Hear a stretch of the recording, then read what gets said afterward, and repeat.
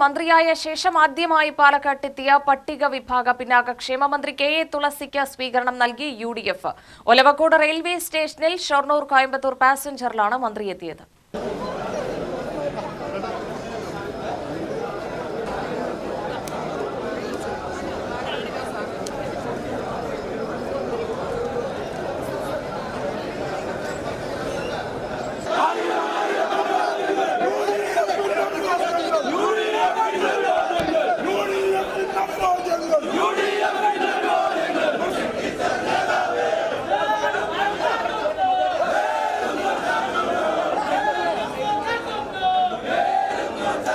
ഭർത്താവും എം.പിയുമായ വി.കെ. ശ്രീകണ്ഠനൊപ്പം കാലത്ത് 8:45 ട്രെയിനിറങ്ങിയ മന്ത്രിയെ പൊന്നാടയണിയിച്ചും പൂച്ചെണ്ട് നൽകിയും നേതാക്കളും പ്രവർത്തകരും ചേർന്ന് സ്വീകരിച്ചു. കേക്ക് മുറിച്ച് ആഹ്ലാദം പങ്കുവച്ചു.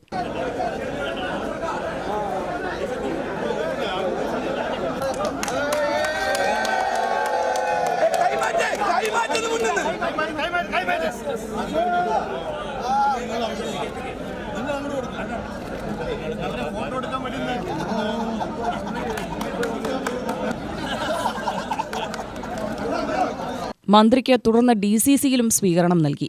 DCC president A. Thankappan, UDF ജില്ലാ convener Marakkar Marayamangalam, chairman P. Balagopal, PV Rajesh എന്നിവരുടെ നേതൃത്വത്തിലായിരുന്നു സ്വീകരണം.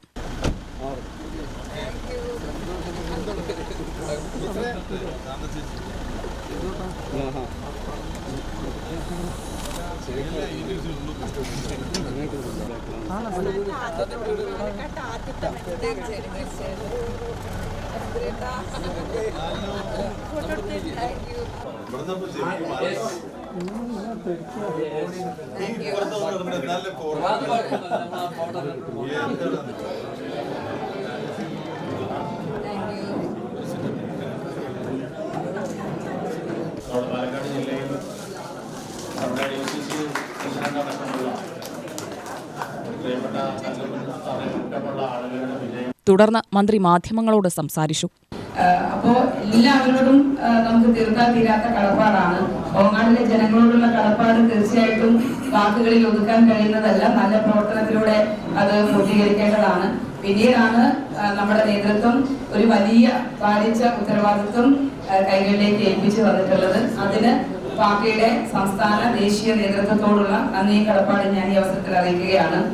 നിങ്ങൾക്ക് എല്ലാവർക്കും അറിയാം, താഴെത്തട്ടിലുള്ള സാധാരണക്കാർ നിരന്തരം ബന്ധപ്പെട്ട് കിടക്കുന്ന ഒരു വകുപ്പാണ് എനിക്ക് നൽകിയിട്ടുള്ളത്.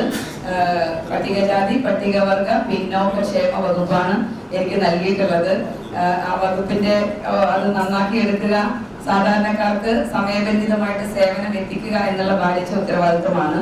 അപ്പൊ അതിൽ എല്ലാവരുടെയും പാർട്ടിയുടെ മുന്നണിയുടെ ജില്ലാ നേതൃത്വം, അതുപോലെ തന്നെ എല്ലാ ജനപ്രതിനിധികൾ, നമ്മുടെ വിവിധ തട്ടുകളിലുള്ള നമ്മുടെ നേതാക്കന്മാർ, വനിതാ നേതാക്കന്മാർ ഉൾപ്പെടെ പാർട്ടിയുടെ വിവിധ നമ്മുടെ പോഷക സംഘടനകൾ ഉൾപ്പെടെ എല്ലാവരുടെയും പൂർണ്ണമായിട്ടുള്ള സഹകരണവും പിന്തുണയും ഉണ്ടാകണം എന്ന ഏറ്റവും വിനയത്തോടുകൂടി ഈ അവസരത്തിൽ ഞാൻ അഭ്യർത്ഥിക്കുകയാണ്.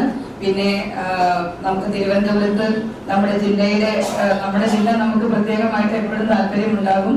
സ്വാഭാവികമായിട്ടും എന്താവശ്യമുണ്ടെങ്കിലും തീർച്ചയായിട്ടും ബന്ധപ്പെടണം. പിന്നെ നമുക്ക് DCC പ്രസിഡന്റ് നമുക്ക് നെന്മാറ ഞാൻ തീർച്ചയായിട്ടും വിജയിക്കും എന്ന് ഉറപ്പിച്ചതാണ്. വളരെ നിസ്സാരമായിട്ടുള്ള വോട്ടുകൾക്കാണ് പരാജയപ്പെട്ടത്.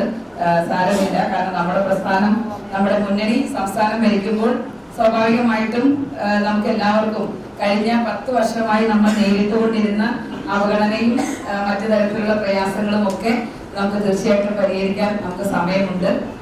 UTV news, Palakkad.